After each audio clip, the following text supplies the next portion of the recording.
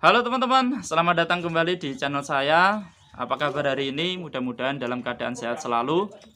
Nah, di video kali ini saya akan sedikit bercerita tentang keluh kesah atau curhat salah satu teman yang menyatakan bahwa ternak kelinci itu tidak menguntungkan. Di masa seperti ini kita tahu ya, ini masih masa pandemi, daya beli masyarakat itu rendah. Kemudian ditambah lagi ini musim hujan.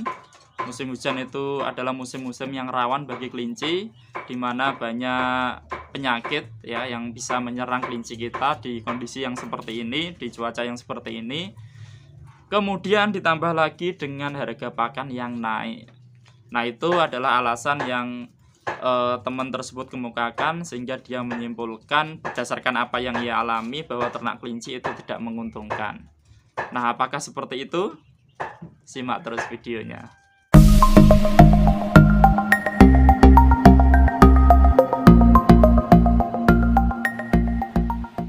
Oke, jadi kalau menurut saya itu tidak sepenuhnya salah, tetapi juga tidak sepenuhnya benar. Kalau beliau menyatakan bahwa ternak kelinci itu tidak bisa menguntungkan, justru saya mau nambah kandang ini. Jadi ini 20 hol sudah terisi penuh dan masih ada beberapa indukan. Masih ada 6 indukan yang posisinya menyusui dan sebentar lagi menyapi, sehingga ini butuh tempat baru. Ya, doakan saja nanti kandangnya segera jadi. Karena kalau saya bikin kandang itu biasanya lama.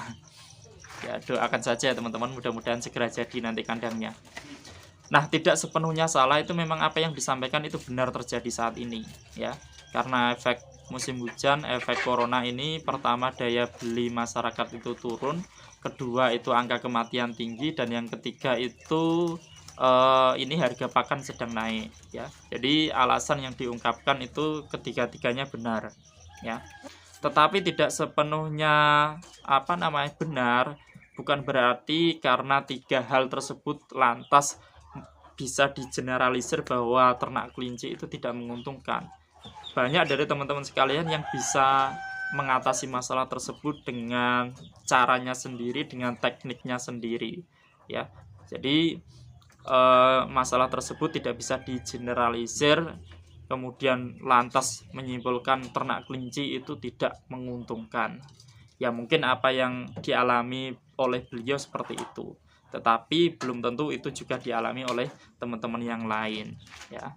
Itu. Nah, poin saya ya. Jadi ketika kita menghadapi masalah ya, ketika kita ternak apapun atau usaha apapun, misalnya ternak kelinci atau ternak unggas, jangan lantas masalah yang kita hadapi itu menjadikan kita stop atau berhenti di titik tersebut. Kalau kita menyerah dengan apa yang kita hadapi, maka kita tidak akan bisa melangkah ke step berikutnya. Nah, ini kayak Mario Teguh ya, motivasi. Jadi berdasarkan apa yang saya alami, jadi dulu itu sebelum ternak kelinci saya tuh pernah ternak ayam chopper ya. Kalau lihat di video-video saya yang lawas itu kan ada ayam chopper juga. Nah, jadi dulu waktu saya ternak ayam chopper ya, pertama itu kapasitas 100 ya. Panen dapat untung, alhamdulillah.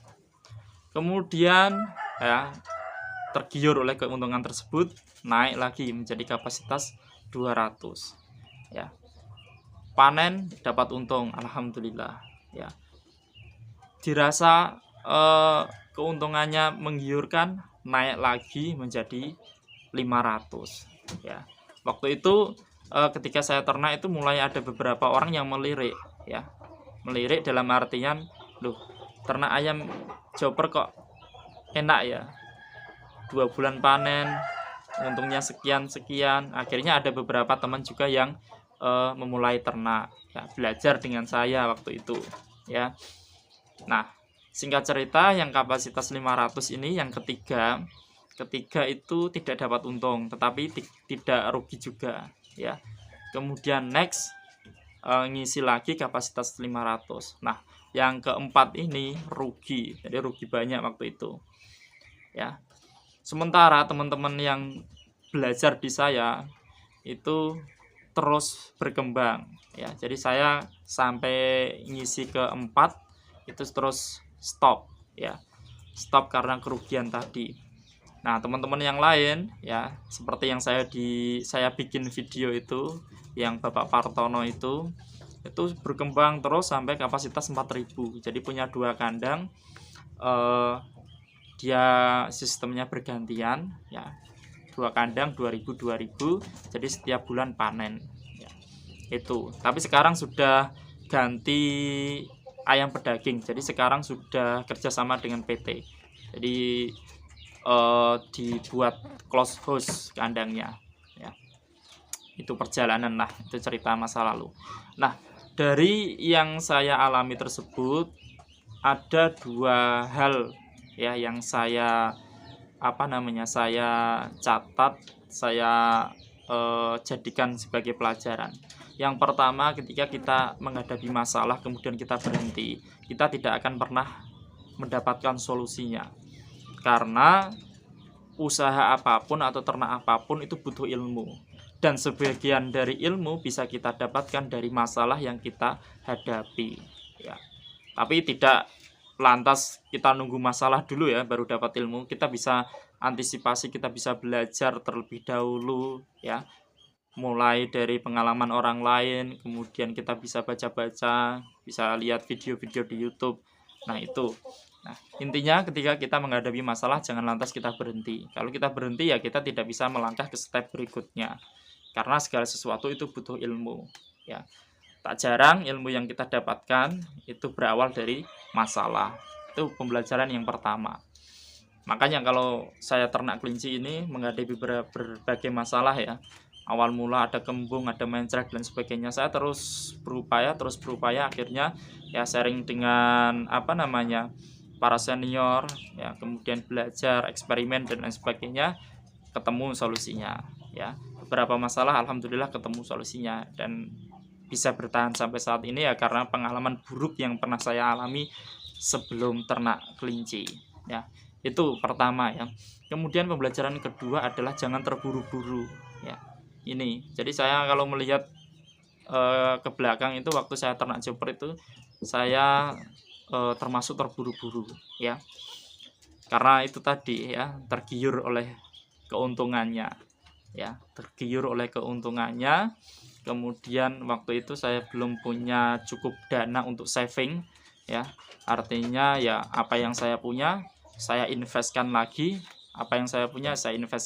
dalam bentuk ternak tersebut tanpa ada yang saya simpan, sehingga ketika apa yang saya proyeksikan itu mendapatkan keuntungan ternyata drop, ternyata jatuh, itu sudah tidak bisa bangkit lagi karena dana savingnya nggak ada itu ya. Jadi saya terburu-buru ya, kalau kata temen itu hawa dunia seperti itu. Punya 1 pengen punya 2, punya 2 pengen punya 3, punya 3 pengen punya 4 ya. Memang seperti itu hawa dunia ya. Itu sehingga waktu ada teman-teman yang konsultasi soal ternak kelinci itu saya menyarankan lebih baik untuk pemula itu kalau mau pelihara itu pelihara yang harga murah-murah dulu sambil belajar ya. Nanti kalau sudah dirasa sudah biasa merawat dan lain sebagainya, nanti kalau mau ganti ke jenis yang lebih mahal nggak masalah itu. Dan itu yang saya terapkan. Jadi pertama saya ternak kelinci itu saya pilih yang murah-murah dulu, saya pelihara bligon dulu. Nah dirasa sudah cukup bisa merawat, saya ganti yang agak mahalan dikit. Jadi ada proses yang harus kita lalui bertahap. Nah kalau kita tergesa-gesa, tergiur dengan angka-angka keuntungan yang bisa kita dapatkan itu, nah itu bisa menjadi bumerang untuk kita. Bagi yang dananya itu tebal mungkin tidak terlalu terasa, tetapi buat yang pas-pasan seperti saya dan teman-teman yang lain juga itu ya lebih baik mulai dari yang murah-murah dulu. Itu kalau saya menyarankan ya. Itu teman-teman. Jadi apa yang menjadi problem itu jangan menjadikan langkah kita berhenti. Kita harus berupaya untuk mencari solusinya. Ya. Nah, salah satu solusi dari permasalahan yang dipaparkan oleh teman tersebut saya contohkan adalah bank pakan.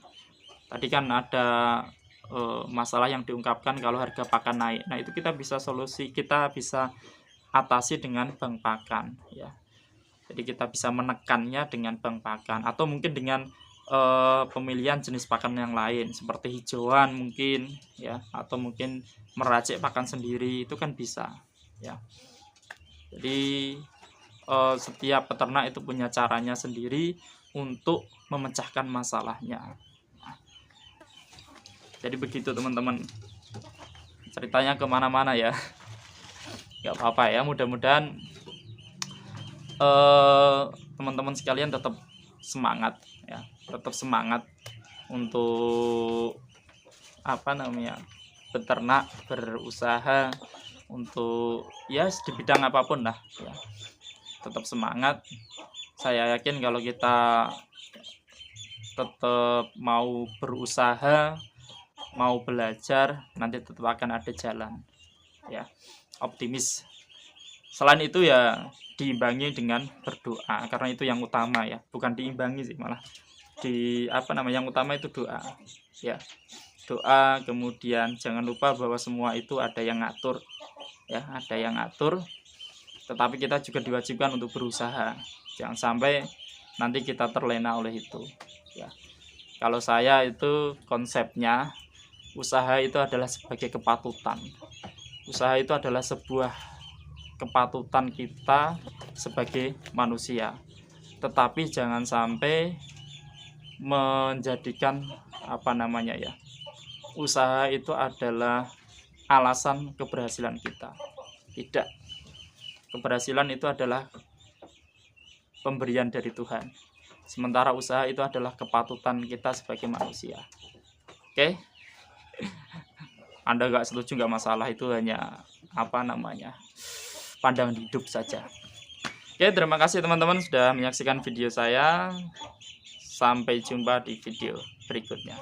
Mudah-mudahan bermanfaat ya.